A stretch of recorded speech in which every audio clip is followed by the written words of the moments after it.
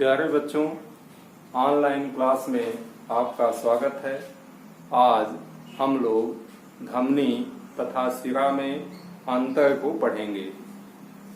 इस धमनी और सिरा का संबंध मनुष्य के हृदय से होता है। अब हम लोग धमनी और सिरा में अंतर को पढ़ने जा रहे हैं। इसमें पहला अंतर है कि धमनियां वे होती हैं जो रक्त को, ब्लड को हृदय से शरीर के विभिन्न भागों को ले जाती हैं, जबकि इसके विपरीत शिराएं वे होती हैं जो रक्त को संपूर्ण शरीर से वापस हृदय में ले आती हैं। ये पहला अंतर हो गया। दूसरा अंतर है कि धमनियों के दीवार की मोटाई, थिकनेस अधिक होती है, जबकि शिराओं के दीवार की मोटाई कम होती है। दो अंतर। तीसरा अंतर है कि धमनियों में रक्त दाब, ब्लड प्रेशर अधिक होता है।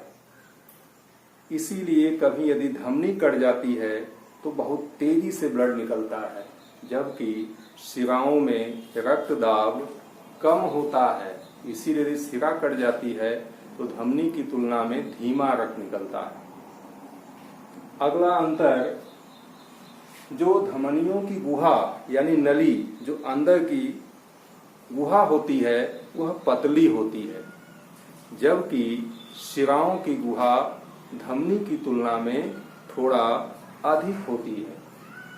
अगला अंतर है कि धमनियों में कपाट नहीं पाए जाते हैं, यानी धमनियों में रक्त बहते समय कोई रुकावट नहीं होनी चाहिए, जबकि शिराओं में कपाट पाए जाते हैं। नेक्स्ट अंतर है, अगला अंतर है कि धमनियां जो होती हैं हमारे शरीर के भीतर की तरफ स्थित होती हैं।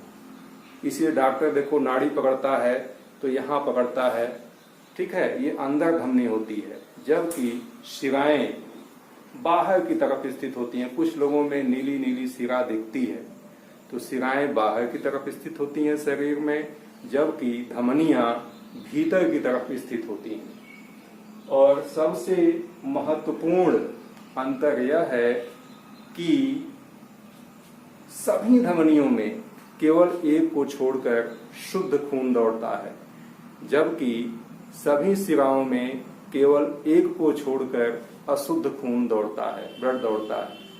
तो अब प्रश्न उठता है कि वह कौन सी धमनी है जो धमनी होते हुए भी उसमें अशुद्ध रक्त बहता है, तो उसका नाम है फुफ्फुसीय धमनी। इसी तरह से वह कौन सी सिरा है जिसमें सिरा होते हुए भी उसमें शुद्ध रक्त दौड़ता है, तो उसका भी नाम क्या बेटा?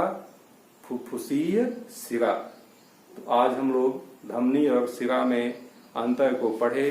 इसको आप लोग अपनी कॉपी पर लिख लेंगे और इसको याद कर लेंगे। Thank you.